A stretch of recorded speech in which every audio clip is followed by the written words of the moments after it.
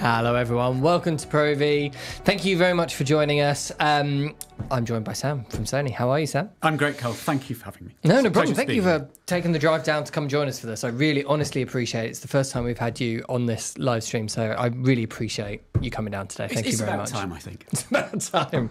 Well, I mean, it's a good reason to come down, really, isn't it? I mean, the normal A7 line has been pretty much the most important core of Sony's alpha lineup since the beginning. I think, wasn't it the first one launched, wasn't it? Yes, so 2013 saw the Alpha 7 Mark I. It was the world's first full-frame mirrorless camera, and it kind of changed the way we see cameras. You know, it was the days of DSLR. Absolutely.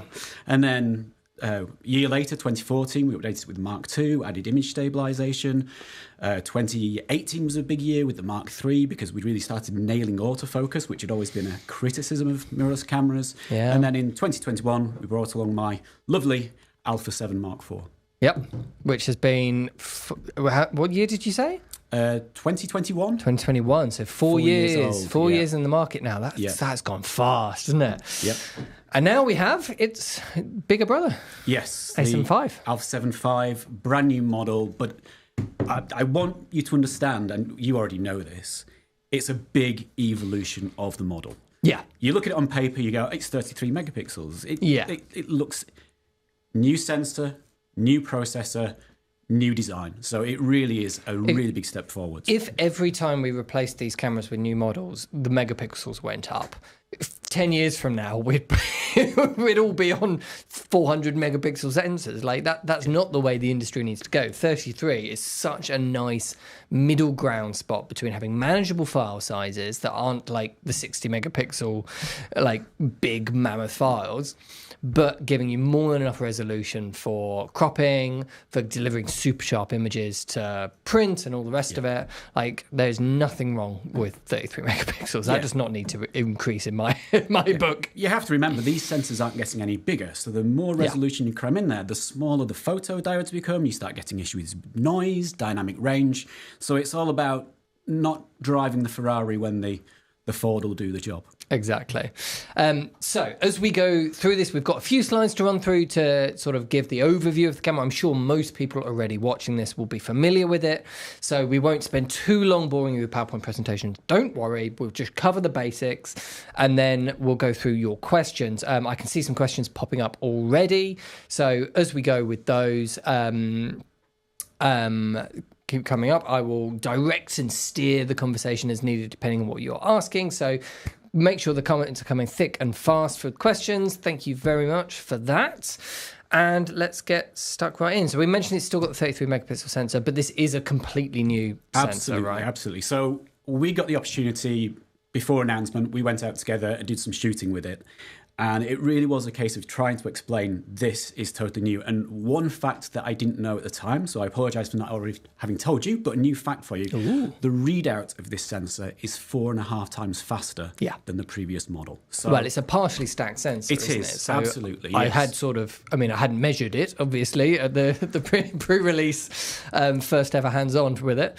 But I sort of waved it backwards and forwards. You can get a vague idea pretty quickly, and it's fast. And hopefully that means an improvement to rolling shutter. It certainly does, yeah. And yes, that's stacked sensor. So we take a frame around the sensor, we draw the information through that frame incredibly fast, which also gives us our 30 frames per second still speed and up to 120 frames per second in APS-C crop video or 60 frames per second in full frame, which I think we'll probably come back to in a bit. Yeah, I'm sure we will. I mean, that was the main sort of thing that was starting to hold the A7 Mark IV back a little bit compared to the current landscape of cameras. I mean, the dynamic range is fantastic on the A7 Mark IV. The images were sharp, rich and detailed. There was good colors.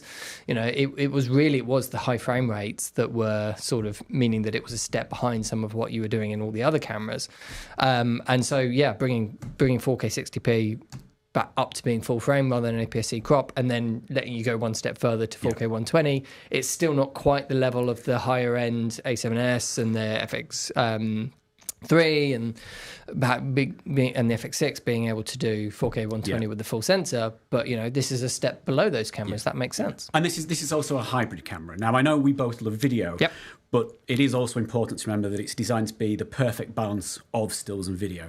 So for example, you can shoot 14-bit RAW with an electronic shutter or a mechanical shutter, which is a FUD. So people who want great RAW quality, really important to them. It can shoot 30 frames per second continuously without blackout. And what I mean by that is with an A7 Mark IV, as you're panning left to right, if you're shooting stills, you briefly see the image you've just taken. As you've seen with that when you're shooting. And strobes a absolutely. Bit. Have you seen when you're shooting with that? The only way you know you've taken a photo is if the frame indicating the photo flashes or you've got audio signals turned on. So yes, it is trying to be that perfect balance of stills and videography to make it a hybrid camera. And we've seen a big increase in the autofocus technology, right? Because it's now got this AI chip inside it. And not just inside it, you've also tweaked the way that that's done. Yes. Probably worth running. That'll make a big difference for And there's loads of different benefits. So previously we had a dedicated AI processing unit. And that would recognise human eyes, human faces, human pose, where we can track people walking through the woods and you can't always see their faces. It would track animals' eyes, bodies, heads, birds, same thing. Insects, heads and bodies, planes, trains and automobiles. What we've now done, though... You say previously, was that inside the A7 IV? Sorry, the AI processing unit. We've seen on lots of cameras. Yes, we've seen it in A9 Mark III, A1 Mark II, A6700, A7C2, A7C. I'm not going to quiz you on every single one. No, but you're right. It wasn't in the Alpha 7 Mark IV. But the reason why I mention it is we've taken that AI processing unit and our previous Bionz XR processor, which was the brains of the camera. We've combined them into one chip, the Bionz XR2 processor. Jargon. What does it mean for you? Yeah. Well, it means faster speeds, obviously, but two key things. Vast reduction in power consumption. Yeah. So we've gone to 750 shots with the LCD screen or 630 shots with the viewfinder. That's 100 shots more than you were getting with an A7 IV. And really relevant to video, less heat. So this camera will record for longer times. We've measured it in 40-degree heat, recording an hour without interruption. And it also benefits from double the number of heat sinks in this camera. We have Sigma-shaped heat sinks, which allow for longer recording times. Yeah, so that's a massive... I mean, already we've spoken about basically the main weaknesses of the A7 Mark IV. Have been massively updated. We've massively updated the rolling shutter for video. We've massively updated the frames per second for stills. We've massively updated 4K 60p. We've massively updated the autofocus performance and the heat and overheating in video. You know, I mean, there's a lot here that is improved. Yes, and the obvious one when you look at the camera is you've got a lovely A7 Mark V over there. So it can do that the same as you can. But it can also, but now absolutely. It can do that. So I know a lot of people use external screens, but if you're shooting camera only, it'll allow you to shoot from a variety of different angles. Yeah, but it's still useful if you're using external screens because, you know, if you've got your HDMI plugged in here and all the rest of it, if it's there, that will impact your HDMI port. So you're not going to you're going to have to flip out to the side and go around, and then it's always going to be blocking it. With this, being able to pull it away from the side means you can completely move this around wherever you need it to be, and it's just going to be completely clear of any of those ports. I shoot a lot of content on my own in the studio, and you're right, HDMI into a monitor, and it's straight across the screen. So I have to use the monitor. Same with power connections, you know, they're going in the side of the camera. With that, it's so versatile. It means you can shoot from a variety of different angles. Yeah, and it's strong as well. It feels very, very sturdy. Yes, we have wear tested them, and they are built to last, I assure you. Yeah, absolutely. Okay, we've had one question come in already, shall we start with that? So Brandon says, does the A7 Mark V have an OLPF, or how does it handle anti-aliasing for downsampling from 7K? We don't quote that in the official specs, I'm afraid. It's... there's certain things which Tokyo don't always share with us, I'm afraid. So... from my knowledge, it would have an OLPF. They all normally seem to have an OLPF. Sony nowadays is pretty good with not having much more RA and aliasing problems. Put it politically, we usually put it on there if it doesn't have a low-pass filter. So I don't want to overstate things, but we don't know for certain, but I would be extremely surprised if it doesn't. And in all our footage, we didn't see any problems with aliasing or Mare at all. So I wouldn't worry too much about that. Do we want to jump into some of the slides? So this is your key specs one. Is there anything there that we haven't? We've covered quite a lot. I mean, this is a very busy slide, but let's talk a little bit about image stabilization.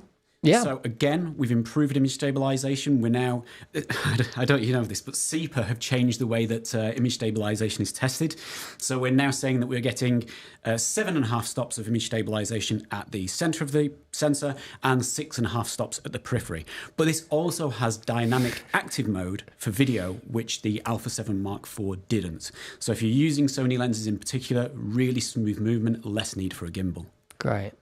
So, out of interest, what's the change that Super are making you say? Is it that you have to clarify what it's like on the edges as well as in the middle? Yeah. That's interesting because we often see people quoting the middle things and then the edges, you know, you can have a really high number and the edges are doing whatever. Yeah, since 2024, we've had to change the way they test, but everybody has to test with the same method, so it keeps it fair. It's the same with batteries. I don't know if you know this, but the Super test with batteries, they turn the camera on, they wait 30 seconds, they take a photo, they wait another 30 seconds, they do that 10 times, turn the camera off, turn it back on again, and repeat the process. So where I say you'll get 700... So is that someone's job to do that? That is quite a job. But it means that all the manufacturers can fairly test their cameras against each other. Yep. And it means in real life, you're definitely going to get more than 750 shots out of that camera. You'll also... There's 2 quotes of video recording times. In real-world shooting, starting, stopping, that sort of thing, you'll get about 130 minutes with the viewfinder and 135 minutes with the LCD screen. Yep. Although if you look at official quotings, quite often they're maximum recording times. So if you just turn the camera on and leave it recording, it'll probably do 200 minutes, but that's not how people shoot. Yeah. That makes a lot of sense. Makes a lot of sense. Yeah. So should we run through, make sure we've covered everything on this Well, there list? are still a few things on there that we've not covered. I know it's stills, but we can do Composite RAW, where we merge multiple RAW files into one super clean image. We have Extended RAW, where we can take an image and over quadruple the resolution of it in post-processing software. We have built-in creative looks, but also the ability to load lookup tables onto the camera from your mobile phone or an SD card. We have the great features that my A7 IV doesn't have, that 2 that springs to mind. These are from the Bionz XR2, previously the AI processing unit, auto framing.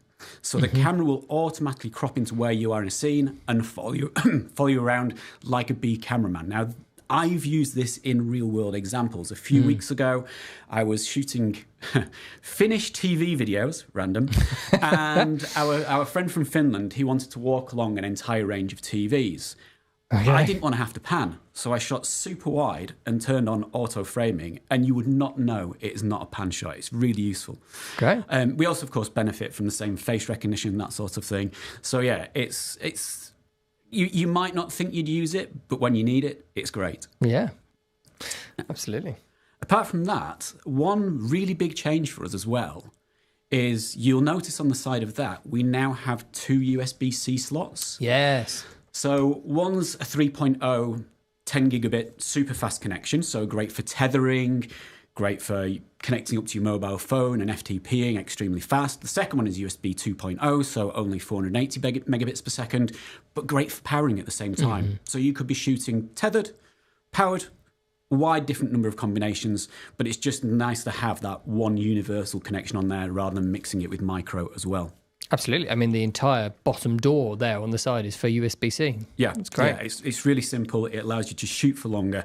It gives you much more connectivity options. And also, speaking of connectivity, we've updated the Wi-Fi in this. And this is important for people who are maybe FTPing. And as you will know, there is a new format of security for Wi-Fi, the old 802.11ax format. Well done for memorising that. But the Mark IV had a single Wi-Fi antenna in it, and it was a single CISO antenna, so single input, single output. This has now got 2 MIMO, or multiple input, multiple output antennas, which means not is it more stable from having dual antennas, but it's also faster, and it's compatible with 6 gigahertz Wi-Fi. 6 gigahertz Wi-Fi is actually double the bandwidth of 5 gigahertz. So if it is important to get either video away to a server or stills, this is incredibly powerful. It's the same technology you'd find on an Alpha 9 Mark III. Does that also mean it's more reliable with the normal phone apps? And that Provide, kind of stuff? I mean, it depends what. Yes, in theory, it depends on how good your phone is. Yeah. But yes, connectivity-wise, it should be better because it's got dual antenna. But yes, overall, it should be more stable, less likely to disconnect. Also, with remote releases that use Wi-Fi, sometimes with servers, really great connectivity. Great. We've had a question on third-party lenses. Hugo says, how good will the autofocus be on the A7 V using Tamron and Sigma third-party lenses? Well, unfortunately, I don't get to play with Tamron and Sigma lenses, so I can't really quote on third-party lenses. I would always point out Sony's ability with our lenses to shoot 120 frames per second with an Alpha 9 Mark III. The fact that we've got XD linear motors in there, which are super fast magnetic motors. Some of the lenses have got 4 motors inside them to instantly jump to the point of focus. And, you know, we make the camera, we make the lens, it comes from the same family. I would hope that's going to be your best experience, but I don't talk down the competition. Of course. And for previous cameras from Sony, you know, they have worked absolutely fine. And so I don't see any reason why anything should be different on the A7 V compared to the A7 IV and all the rest of it. You still benefit from the AI autofocus tracking and that sort of thing. Cool. The other thing as well about these cameras is it's a great entry-level camera. It's giving you full frame. It's giving you all these features, but it's giving you a huge range of mirrorless lenses to choose from. You know, it's around about 80 these days, from the relatively basic to the 600 mils of this world. It's a really great family of cameras. Absolutely. So should we go over a bit more? Well, actually, I suppose before we move on to video, the other main stills feature, which we haven't spoken about a huge amount, is pre-capture. Yes. That's a massive deal that this camera has it. Like that's the A9 Mark III's placing. Yeah, so what's it doing here? It's a real flagship feature. So we have it on the A9 Mark III, we have it on the A1 Mark II, both flagship cameras. It's now on here. And because this camera, I think for the first time is, and again, photography, it's really suited to wildlife photographers. Previously, you might aspire to something an A9 Mark III, but this will give you pre-capture and you can customize that down from, I think it's 0.03 seconds all the way to a second, where it's capturing full resolution, 60 frames, sorry, I was going to say 60 auto exposure and autofocus readings per second, and it's capturing 30 frames per second at full resolution. You set a custom key. When you hit the custom key, it captures what's in the buffer. The buffer's turned on either by holding down the AF on button or half depressing the shutter. You then capture it, and it's extremely useful if you're trying to capture that moment that a kingfisher dives into the water. A second one with that as well is speed booster. Speed boost in continuous shooting. 30 frames per second is a lot, and it can be an editor's nightmare. What you can do is you can be shooting at 1 frame rate, so it might be 5 frames per second, set a custom key to do continuous speed boost, and then jump to whatever frame rate you like. It could be 20 frames per second, it's likely to be 30 frames per second, but it helps you capture those split seconds. One thing that is worth mentioning, though, this does not have the C5 button on the front, which you find on Alpha. So you do have to set a custom key. And the reason you mention that is because on the A9, that's the one that's mapped to that by default. Usually, right? yes. Yeah. So it's just, but it's very, very easy to customize any key. My personal favorite one from shooting is the focus hold button on the side of the lens. Because you're shooting, you hit the button and it jumps in speed. So it's a really natural way of shooting. I think that is so clever. And I wish that other brands did that as well, because, we're getting so fast. I remember the first time I used a camera with 12 frames a second in it, and it just felt unbelievable that it was taking photos that fast. And we're now so far beyond that on pretty much every camera on the market now. And yet, just because this can go to 30 frames a second, I almost avoid using that mode on a lot of cameras, because if I put that on, every time I take a photo, I'm going to end up with 10 photos. And so it's great when I'm actually taking photos, but then when I get back to the edit or whatever, and I'm trying to do things really quickly, it's an absolute nightmare. So being able to have it mapped to one of the assignable buttons so that I can just have my camera in single shot or something really throttled back, like 4-5 frames a second, so that I've got a little bit of continuous shooting if I need it. I have a top tip for that, though. And I learned this when I was at the Alpha 9 Mark III launch, where you're shooting a ridiculous number of frames. In your playback custom button, set one of the keys to be either star rating or protect. Usually protects, because then you can delete all the other images and you're doing an editing job on the go rather than getting back and going, oh my God, look at all those images. Absolutely. If you've got the time, that's brilliant. But I used to do weddings before coming here and all the rest of it, and you are just so on the go all the time. I just love the idea of having it on. Hold down a button to sort of activate turbo mode almost is brilliant, you know. Here's a breakdown between it and the Alpha 7 Mark IV. As you can see, almost everything gets a boost. It's slightly heavier, and it's slightly, excuse me, larger due to a redesigned shutter button section of the grip. But almost everything gets a great boost. As you can see there, the LCD screen, as well as being multi-angled, it's 3.2 inch, which is 0.2 inches larger, but it's also double the resolution of the previous model. Yeah. And it feels it. It feels much more modern. There's slimmer bezels around the edge. It feels very, very sharp and detailed. It's a really nice screen to use. Really nice. Well, hopefully, you know, and the great thing again, these cameras, I was going to mention the fact it's touchscreen, which they have been for ages, but these are super customizable. You know, you can set the buttons to do almost anything. Also about the screen as well, and this might only be a small thing, but we've taken a feature again from the step-up models of rotating the menu system on the LCD screen if shooting stills or video portrait. Great. Because it just, again, using touch controls is great, but also seeing things in the right format, also really, really useful for shooting. And having them in the right orientation when you get onto the computer, does it do that? Yes, or more likely if you're shooting video portrait, when you transfer them wirelessly to your mobile phone to get them on the TikTok. Not having to rotate them on your phone is a nightmare. Fair enough. So is there anything else that stands out on that list? Dynamic range. Dynamic range. We're saying 16 stops, which is 1 stop greater. I was also going to mention video-wise. This camera, the Alpha 7 IV, could do 4K streaming, but it was locked at 15 frames per second. Not great. So this is UVC connecting over USB-C to this to bring it into Teams or OBS or something like that. Yes. With this, we can now do 30 frames per second 4K. Most people are going to use HD. And this camera, due to the new cooling process, is actually capable of streaming HD continuously without interruption. And then you've now got those 2 USB-C ports, so you can be charging at the same time as you plugged into your laptop. It's a great streaming camera as well. And you say you can do it continuously in 1080p. In 4K, how long do we reckon that would be able to now do it? We sort of imagine it's going to be similar to the recording time. So we normally would expect in high temperatures a longer recording time with this particular camera. It's one that personally I have to confess I've not tested yet. Yeah, fair enough. Well, it's also very cold at the moment, so it's not great conditions to test overheating. We do not live in the desert. Very cool. We've had one more question coming in. Out of curiosity, do you think Sony will add any extra recording modes for video with any firmware updates since there is a new processor? I'm sure this camera can do more in the video department.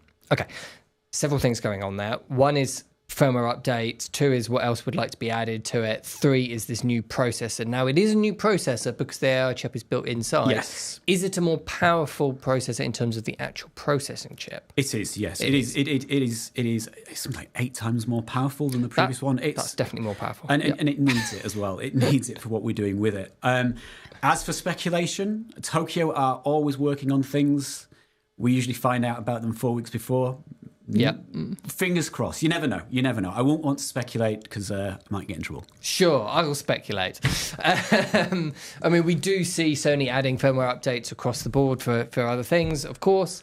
There's definitely a few things I would love to add if we build a little feature request. I mean, if there is anything that any of you watching this want to see added to it, let us know in the chat. Let's build a little feature request list which we can email to the engineers. Why not? Well, that is one great thing about Sony is we do genuinely take feedback. Yeah. And we do listen. So one of the things that we added to Alpha 1 Mark II and Alpha 9 Mark III, which is now on the Alpha 7 V, is customizable focus areas. Yeah. So you roll the aperture dial and it becomes wide like a letterbox. Yeah, that's pretty cool. You roll the shutter dial, it becomes tall like a postbox. You roll the dial on the back and it becomes larger and smaller. That was based on consumer feedback, as well as the ability to have a super small XL focus area. Does it save your box for next time you want to come on customs. it? Yeah, you get 3 customs. So I often find that if I go to large on some cameras, it's like, oh, actually that's a bit too large or not quite large enough. And so being able to tweak how big each one of those boxes is. Yes, again, really customizable. I've also brought up the different video recording modes. As you can see, there's a wide variety.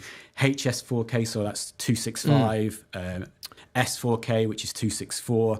We also have HD, and of course, if you want to, you can record all intra, so really high quality recording rates. All intra is only in 10-bit though, because So if you go back to the last slide, that brings up pretty much my main thing I would love Sony to add over firmware, which I've said in pretty much every Sony video I've made for the last 10 years. XAVC HS. You see there, frame rates, 120p, 100p, 60p, 50p, and then it goes all the way down to 24p. You've already said this before. 25p, 30p. Like, fed it back. You've told me before. Where are they? You've said it. Yeah, we have fed that back because you have told me that before. That is, I would love to see that across the board, not just in the latest cameras. I mean, that would be brilliant to have on everything. And I'm sure people will let us know the other any other specs if using external recording. Somebody is saying, which is no, there's no sort of advantages really to external recording. It's still either 10-bit 422 or 8-bit 420. Does it do a RAW output to some of them, like on the Atomos Ninja and?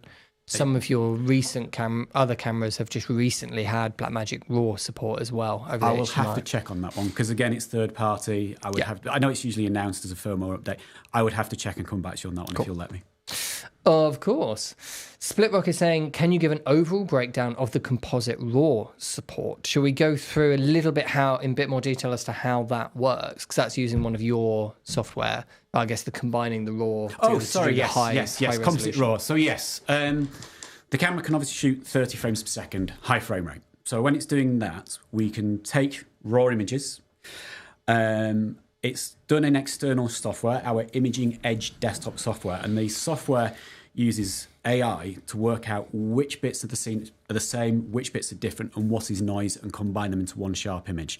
Now, in the past, that's always been an issue for moving objects. But now we're shooting high frame rate. The software knows which frames to ignore because they've just changed too much.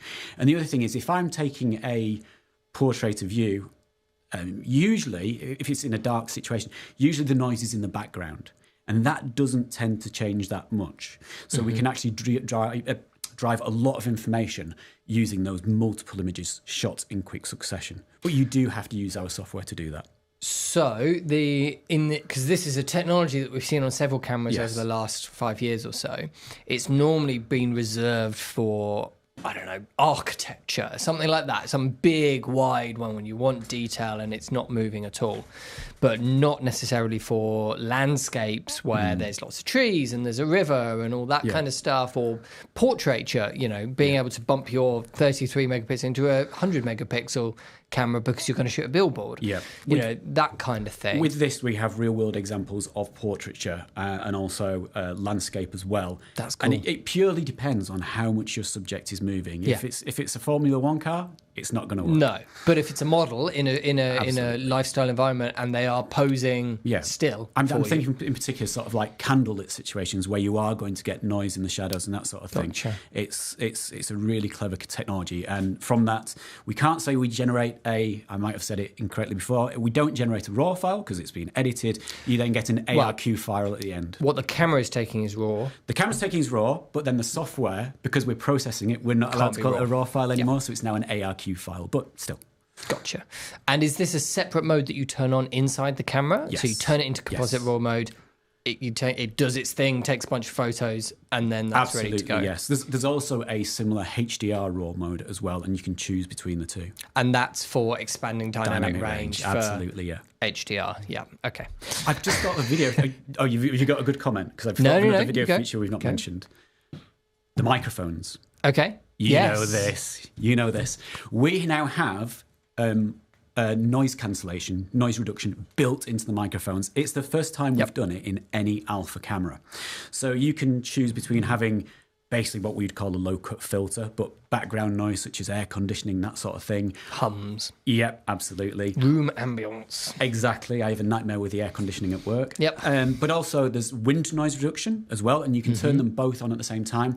And you also get the option of turning them on for external microphones as well. Now, I know most external microphones probably already have them built in, but I actually thought of a good example in the studio the other day of when I would use it. My lav mic doesn't have noise cancellation. So it's a perfect opportunity to get rid of that air conditioning I keep complaining about without having to do more editing, post-processing. So easier workflow as well. It's only a small thing, but it is totally new. Yeah, no, super cool. And a lot of those, you even just see lower end wireless lav mic systems which have noise reduction on them, or you see higher end ones that don't have noise reduction on but have internal recording. Yes. Using that and using noise reduction in camera means that with those higher end ones, you get the best of both worlds. You can have pure, untouched, high 32-bit float audio recording on the actual device itself on your Talent, but then you can also have that being sent wirelessly to the camera, which is recording it in camera for quick access and applying noise reduction to it to clean it up a little bit. And if it ends up sounding a little bit funky because it's got the noise reduction on it, you've got the high quality backups thing. It's a much more professional sort of way of working. So it's great for the really low end. It's great for the vlogging, all that sort of stuff. But it's also definitely got an application up at the higher end bits for video work. I think it's a really cool feature. Really, really cool. Okay. The RAW stuff. Now, I know this is confusing for stills for quite a few people. Brandon is saying, I see uncompressed RAW in my A7R Mark V, but not in the A7 V. Was this replaced with compressed lossless RAW, or are there two different features? That is a brilliant question. I hope it's not a plant. Not a plant, no. Not a plant. Okay, so the Bionz XR2 processor is incredibly powerful. In the past, our menus could be slightly confusing in the number of different RAW formats. You had compressed RAW, uncompressed RAW,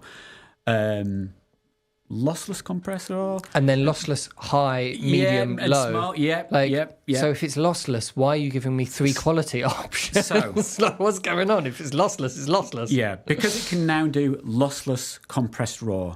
We've taken uncompressed RAW on there because the camera can operate at full operational speed and do the compression at the same time. So there is no benefit whatsoever from using lossless compressed RAW unless you're editing on a Windows 98 machine with Adobe 1.0. It's been simplified. So yes, and we have got rid of the large, small, medium compressed RAW files. There's now just a high quality and a low quality. So in this camera, you go into the RAW settings, you will see lossless RAW at the top. Yes, lossless compressed RAW. Lossless compressed RAW at the top, which is the best quality mode. That's the one that you're going to want to turn on for the best RAW files the camera can do. And there is no difference there. None whatsoever. No drawback. Every single 1 and 0 is captured and it saves space. You then go down to compressed RAW, high quality. Yeah. So less compression, bigger file sizes, but more image retention. It's probably the middle ground I reckon I would use most of the time, but that's up to personal preference. If you're backpacking around the world and you've only got one SD card, then you go down to compressed RAW, which is still of a high quality, but if you were to take it into a desktop editing piece of software and you've taken a picture of a really gradiated sky and you start messing with the contrast to complete extremes, in certain cases you might see little steps in the gradient due to the compression. So it's up to you. Where's it going to end up? If is it going to end up in print? Yeah. If it's going to end up on the web, it's entirely down to you, but we've tried to make it a lot simpler. Makes a lot of sense. Makes a lot of sense. Unlike having lossless high medium. Marimba again says, just got here, how was the third-party lenses on the A7 Mark V? I was planning on pre-ordering. I know there's a little bits of bobs of some things going on. This camera is literally just shipped. So up until this point, pretty much like of yesterday, everything's been a pre-release camera. So if anyone is seeing any issues with this, I would imagine things are starting to get cleared up. As soon as we physically get our hands on, I mean, this isn't unfortunately ours. This has got to go back to Sony to be somewhere else tomorrow. But as soon as we get our hands on ours up here, I will put a bunch of different lenses on, see what happens with each one of them. Sony have always supported third-party lenses across all of their other cameras. I see no reason that this would be different. No. What are your thoughts? I mean, when we first launched E-mount, we made it open license. Yeah. We sort of said, if you want to make E-mount lenses, please speak to us. There is no limitation on doing that. And I would put that down as one of the sort of core 3 probably reasons why Sony and E-mount has become so popular across the industry. Yeah. Like just being so welcoming and adopting and have such a nice short flange distance on there. Oh, yeah. That yeah. you can, I mean, you could put so many different lenses on things there. The flange back is really tiny, Exactly. so you could put some 1950s glass on there with an adapter. It's a lot of fun. I'd argue you put a G Master on there, but Of course. But it's nice having, and actually, if you look at our sort of sales data for our customers, the G Master and actually no, I think it's just G Master is our most popular lens pairing for. I think it skews depending on where the models go, but I think from probably about this upwards, we sell more G Masters with cameras than any of the third-party ones and any of your lower-end lenses as well. So people do definitely recognise the increases in quality and reliability that come from coming with first-pass glass. But there are so many situations where having the third-party things, and they either from having lower quality cheap lenses to just having really nice high-quality lenses like the Sigma ones or Tamron ones, for example, but just from a different manufacturer for personal preference and all the rest of it. There are so many options out there, which is fantastic. What I would say is I can only talk about Sony lenses because I don't have a stack of Tamrons and Sigmas at home. What I would say is if you are local to ProAV, come in and speak to the guys because they have a wealth of knowledge and they genuinely play with the kit. So I would always suggest either speaking to ProAV or alternatively coming in. Absolutely. We've had a very specific question on time-lapsing. So Vid3 North is saying, I'd love a time date stamp option in the frame. This would help me when doing astronomy time lapse, I guess. Astronomic time lapses. Also, it would be nice if this were added to a new firmware for my A6400. Also, during time lapse recording 1 frame a second, the A6400 limits exposure to a 30th of a second. If I record at 1 frame a second, then it should support longer exposures per frame, say up to 0.98 seconds per frame. We can certainly feed that back. What I would say, though, with that particular case, and it's not a Sony solution, you can get third-party software which will introduce time and date from the EXIF data. It is funny that time and date is a feature that we took off our cameras about 20 years ago in the days of Cybershot. It's interesting to know that people are asking for it back. Yeah. Fascinating. And Yuzi says, I'm sure Sony know that there is a huge want for open gate recording or a higher resolution mode since it's a 7K sensor, maybe 5K or 6K recording mode. Oh, and I know this is an FX6 feature, but pre-record.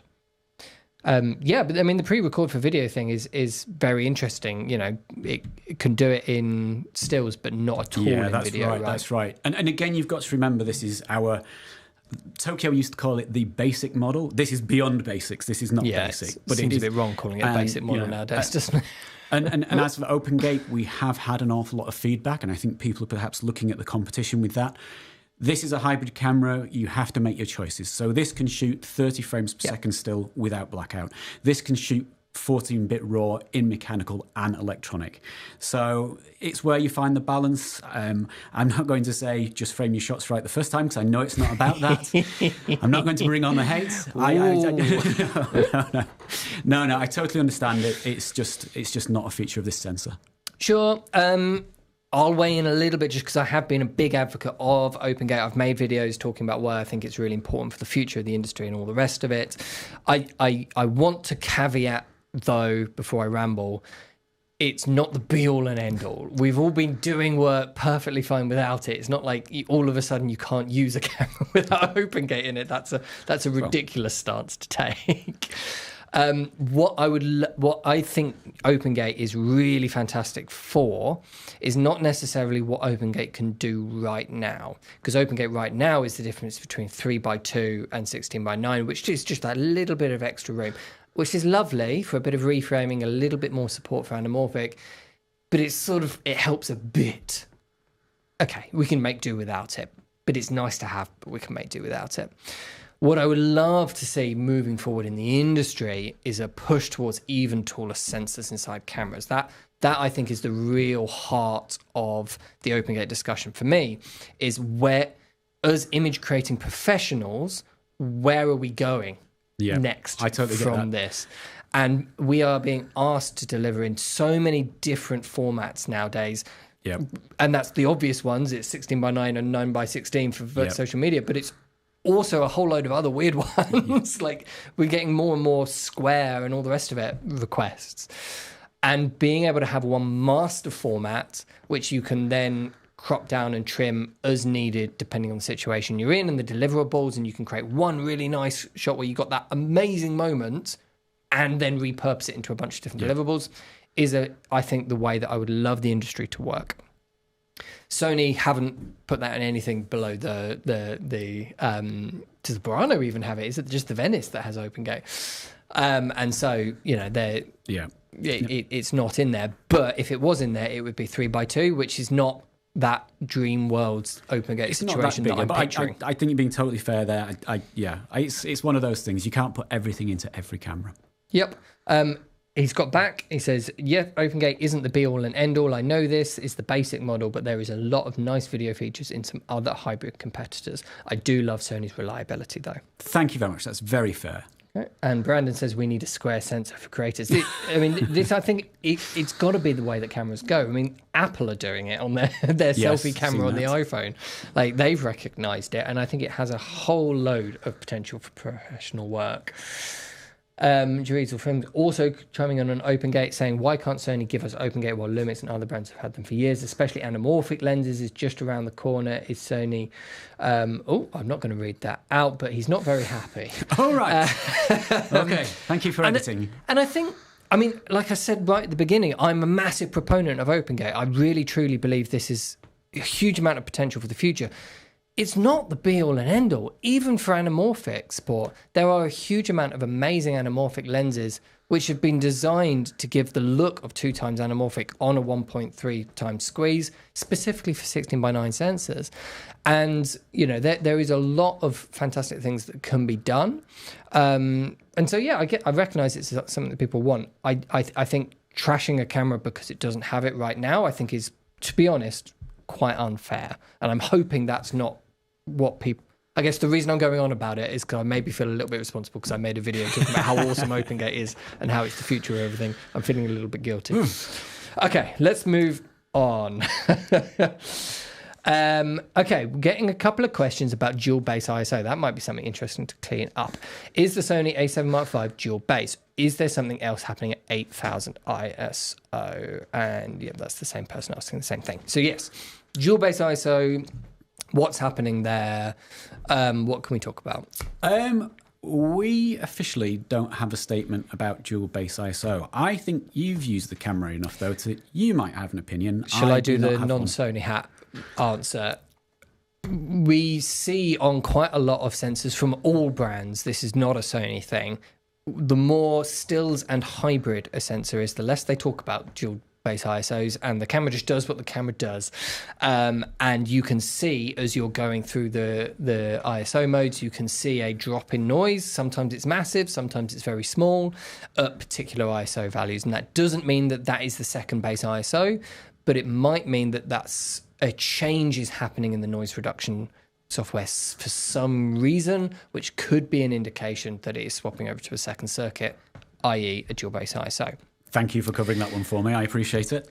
And from the tests I've seen, this seems to have that slight drop in noise reduction at 8000. It doesn't mean that it's a dual native ISO. It means something is happening in the processing and the noise reduction. But what it does mean in terms of real world use is you're going to get slightly cleaner images at 8000 than you are at 7000, for example. But yeah, there's no official statement on that. Okay. I think you gave a very good answer. Okay. User says, I'm asking for the A7 Mark V, but honestly, I would love the extra recording modes in the... Oh, I see the OpenGate things. He'd love them in the A9 Mark III and the A1. Cool. Internal RAW. Why is Sony the only major manufacturer not offering internal RAW outside the Burano and the Venice? Another really interesting question. We're seeing this... be quite a trend at the moment. They're not the only other manufacturer. There are other ones as well. But we are seeing the likes of Panasonic, Nikon, Canon start to offer internal RAW inside their cameras, which you guys do, but on the Burano and the Venice. They have RAW formats for those smaller things. So the real question isn't why haven't Sony turned it on in these cameras? The question is, why haven't Sony built a RAW codec that is possible of going inside these? Because the RAW codec that they use on the Piranha and the Venice is XOCN and XOCN Lite. Those are high-end, big, chunky, serious RAW codecs. You cannot put XOCN or XOCN Lite in its current format inside these.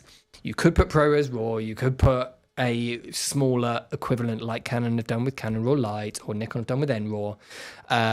So the question really, I guess, should be, why hasn't Sony developed a new RAW codec like that? And I imagine you've got no answer there, but do you want to say anything? It'd be purely speculation, and that's not what I'm here to do. It is worth saying, though, Sony are very good at spotting trends in video in particular, and who knows? I certainly don't. Cool. Okay. Thank you for the questions. The questions coming thick and fast. This is brilliant. User says, the body design is great, but as an A9 Mark III owner, I wish Sony would have went with that grip. Okay. Now, I think the grip is not too dissimilar. I mean, you've got a lot more experience than me of jumping between the A9 Mark III and this. What are the differences? This section, and it's minuscule, but this section here, you might be able to put them side by side. You might be able to see a difference in the angles on them. It's minor, but it's designed to rebalance the camera. The camera is nearly 40 grams heavier, so it needs a rebalancing. And this hangs on my finger a lot better. My finger feels like it's supporting the camera more there. Yeah. One question that I do wonder is a little bit less. I mean, they are quite similar. Is it a reference to the battery grip? I think it's a reference to the grip of the actual camera body itself? It's the A9 Mark III that he's talking about. Would have went with that grip. Yeah, if you could clarify, user, do you mean the battery grip or do you mean the grip of the camera? Because is there much difference between this new tweaked one on the Mark V and what you've done on the A9 Mark III? Not huge, They're but not massive. They do take different battery grips. Now, part of the reason for that is you might be an existing Alpha 4 user, you want to upgrade, you want to keep your grip. So it makes sense to use the same grip and the same series, the same family of cameras. Yep. He says, yes, the battery grip. Yeah, sorry about that. But yes, it unfortunately, most people will be upgrading from an Alpha 7 Mark IV. They may already have the 4 Series grip. It means that they can keep their existing grip. Yep. User says, how about XOCN super lightweight? I mean, we'll feed it back. Okay. Taz Underwood says, is the A7S Mark IV next in line after this? Now, I'm sure there is absolutely nothing that you can say because obviously it's an unreleased product. I do think it's a really interesting place because the A7S Mark III was always the video one in the lineup. And it wasn't just the video one. It was also the one that was much better at low light and all the rest of it. But it was really adopted by the video users. Yeah, and that's where we got FX from. And since then we've got FX. You know, you've done the FX Mark III, FX3, the FX2, FX30, and so when you do take those are all like the FX3 and the FX6 are based on the A7S Mark III in terms of the central camera. So when it is time for a next generation, is there an A7S Mark IV, or is there just an FX3 Mark II? Or again, I couldn't speculate. Yeah, I think it's really interesting times. It'd be really interesting to see what Sony do there. Hiko Grimm says, have you heard about the ability to use the A7 Mark V RAW files to be upscalable via Imaging Edge? If so, is this similar to something like Topaz Gigapixel, or is there more involved with this new sensor? So this is the extended RAW mode, and this will send the resolution of your stills, and again, I can't say RAW because it becomes an ARQ file again, over the 100 megapixel mark. I don't want to compare it to Topaz. I think they do some great products. I may even have some myself, but this is using our Imaging Edge desktop software to use deep learning. And this isn't the composite RAW stuff we've just talked about. No, this is extended RAW. Extended RAW is where we increase the so composite RAW just reduces the noise. Extended RAW. I think I was misunderstanding that. I earlier apologise, it's my fault. then. No, I'm pretty sure it would be my fault. Well, extended RAW takes the raw files and it takes the information and it uses deep learning. It's a funny thing with the TV department. For years, we've had a library of textures like bricks or leaves and images, and we use our AI unit inside the TVs to do upscaling. Yeah. This is quite different, but does use a library of details in order to do upscaling.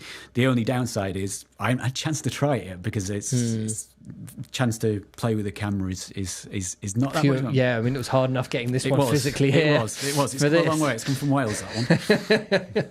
It arrived 2 hours before the stream. That's why I'm trying to hold it as much as I can. Yeah. I've got about a quarter of an hour left with it.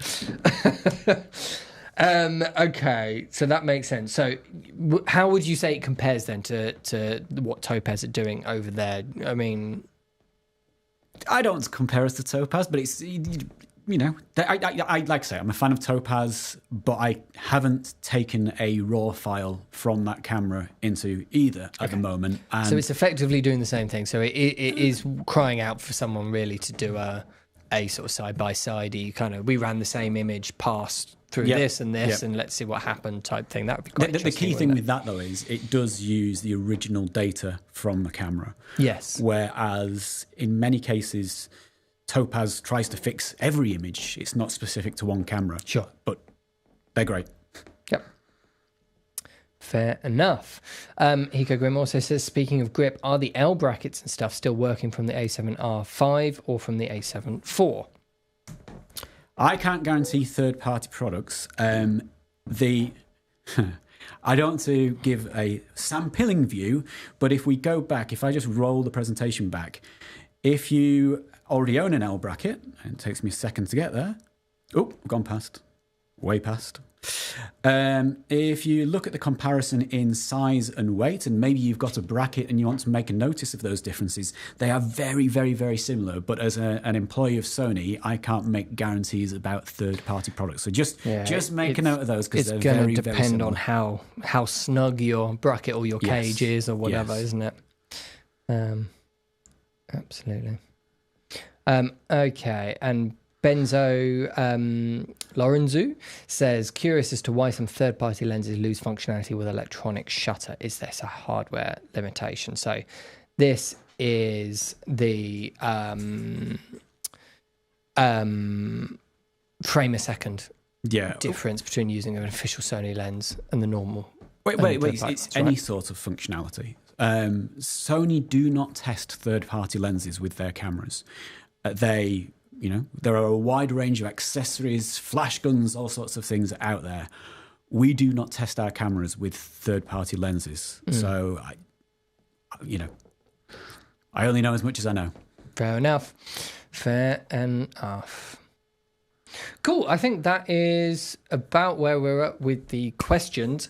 The main big talking point that I wanted to make sure that we talked about, which we should have talked about before this. There's this thing going around about 4K priority view for video, which I thought this would be a really good opportunity to clear that up a little bit, because I definitely, when we were making that launch video, was misunderstanding a little bit what that I think I was as well at that point. There we go. So shall we do a bit of a clarification? There's a new option in the menus called 4K Field of View Priority. Is that what it's called? There we go. What does it do? Okay, so this camera is capable of recording, 16:9 full frame at 60p. But in order to do it full frame, and this is oversampling 7Ks worth of video, no pixel binning, oversampling 7Ks worth of video. In order to do it, the noise reduction is turned off. Now, in most cases, you'll never see it, but if you were shooting in difficult dark conditions, you might see a difference between that and the mode turned off, where there is a minor crop and we oversample 6,000 pixels and the image stabilization is on. So we give you the choice to do that. And it's the same in both 60p or 30p. It's down to you to make the decision. Do you need that extra space? Can you recompose your shot? Is it a noisy image? It's just making sure that we do capture the full frame, but it is with that minor sacrifice of some of the noise reduction being turned off. So you jump up to 4K 60p. You can then choose to have either the full frame, full width of the sensor, but with no noise reduction. Correct. Or it's a 1.1 times crop, something like that, but with noise reduction. Correct, yes. And from the tests I've seen I haven't been able to do my own test sadly yet, but from the tests I've seen online, it is a very small difference in noise performance. And also, as a primarily video guy, I don't really want the noise reduction done in camera that much. Yeah. And so it's actually almost a good thing minimizing that, because if it's noisy, you can fix it in Resolve or in Video or any of those other noise reduction processors. And so being able to choose in camera which you get one, the choice. It's a bit confusing, hence why I think it needs clarifying. Yep. But that is quite useful, I think. But in terms of if you're not shooting and in particularly low light situations, just normal kind of stuff, I would have it on. I mean, have the full frame, sensor. Enjoy not having any cropping at all as you go between 4K 25 or 30 and 4K 50 or 60, and you will see slightly more noise on the 4K 50 and 60. But it's so small that I think in nearly every situation it wouldn't be a problem from what I've seen so far. And then it does the same thing in the Super 35 crop mode at 4K 120 and 4K 100p. Yes. Where you can still turn it on and off, and it's exactly the same situation. It's just going between the Super 35 crop and a tiny little bit further than the Super 35 crop as to whether it's got... it's the same situation, just cropped in a little bit but more. we had to play with this earlier on, and at the lower frame rates, it's not needed. We can do the... Yes, at 4K 25 and 30 and 24, it's irrelevant. There is no option for it in the menu. It just is what the normal camera is. With absolutely. Cool. Okay, people are enjoying the stream, having a few compliments on it. Well, thank you for answering the questions people are saying. GMT Niels has got his A7 V this week. It's all looking good so far. Good. Amazing camera, thanks team. So hopefully you notice that the packaging is completely plastic free. And there's at least 20% recycled plastics in the camera itself. Very eco-friendly. This is a really important point, and I think it's something that Sony have been doing fantastically well at for years now. That's not new with this camera. The material that you've all been making these cameras for quite a few years now is this really quite eco-friendly. It's not recycled plastic, is it? But how do you describe it? Well, we for years have worked on various plastic recycling methods. A lot of it goes into the backs of your TV screens, that sort of thing. In our headphones, we've used chipped up car parts in order to make little pellets to reform it. It's a really important thing to us, because we have a road to zero plan where by 2050 we will have zero effect on the environment, which is not easy for a company the size of Sony. No. And there's not many bigger companies in the world. And if you look at our packaging, it looks really boring, but that's because we're not putting coloured inks into the packaging, because then when you recycle it, they go back into the environment. My favourite one is in the E-mount factory in Thailand. It produces all of its own electricity, and this is a big plant, but the roof is covered in solar panels. Great. And it also recycles 100% of its own water. There you go. Rubbish fact. No, it's great, and he has put back up to say, I did notice the packaging, yes. And I do think it's the sort of thing that nobody ever talks about when we're talking about how good cameras are and all the rest of it, and I do think it's worth giving a little bit of credit for that. I mean, one thing that I also think is worth pointing out is accessibility with these cameras. So these cameras are designed for everybody. And recently, during World Blind Day, we did an activity with a blind photographer. Now, only about 5% of registered blind people in the UK are fully blind. Most are partially sighted. I mean, that's the obvious counterpoint. Someone online goes, if they're blind, why are they a photographer? Well, there is vision impaired is a massive spectrum of different levels. We on the Mark V, we have our screen reader function. You turn it on and it reads out what's in the menu. Yeah. You also now have the ability to enlarge the screen, 3 different settings. The screen reader can be outputted via the headphone jack. And also the speaker on the Alpha 7 Mark V is more powerful than the Mark IV. So if you are also hard of hearing, then it's easier to hear what's going on. In addition to that, for the first time, we've introduced volume controls. Steps from 0 to 5 over the audio signals. So we go to a nice gallery. We want the reassurance of the click that we've taken a photo, but we don't want to interrupt everybody. You can set it to very, very quiet. And before, that wasn't an option. The little things. I really like that. Resize Films is saying, why isn't HEVC available at 25 frames a second? I know, I've already given him grief for that. This is not the first time. I've heard this. Poor Sam. It's not his fault. We've already raised it. They've already sent it back to firmware engineers. Uzi says, do you think that noise reduction off mode will come to the A9 Mark III or the A1 Mark II? Also, does that mode affect the file sizes? Interesting. So I love that he's now calling it the noise reduction off mode. It shouldn't affect the file sizes. As for future firmwares, can't speculate. Sure. Heiko Grimm says the eco-friendly packaging is actually something I think a lot of people these days will appreciate quite a bit. And gives a thumbs up emoji. Fantastic. Arta says about the dynamic range of mechanical shutter versus electronic shutter. I see there is a drop of around 1.5 stops on average. Theoretical question: if we would shoot 4 to 5 frames a second in electronic shutter, this lost dynamic range could be recovered, not 30 frames a second. Oh, I see. So it's true to say, to get the full 16 stops of dynamic range, you do need to shoot with a mechanical shutter due to the nature of the readout of the sensor. I don't know is the answer. I mean, it's to do with the way the sensor is reading the information as to whether it's not electronic. It's not to do with how fast the frames a second it's capturing. No, it's to do with the photo sites themselves. Yeah, so I would imagine no, because we often see in the video world, for example, the video performance is very closely linked to electronic shutter, not mechanical shutter. The mechanical shutter stuff is almost irrelevant, the performance in mechanical shutter for the video modes. And those video modes are doing it much slower than 30 frames, in the electronic shutter. So it makes, what am I trying to say? Muddling that up.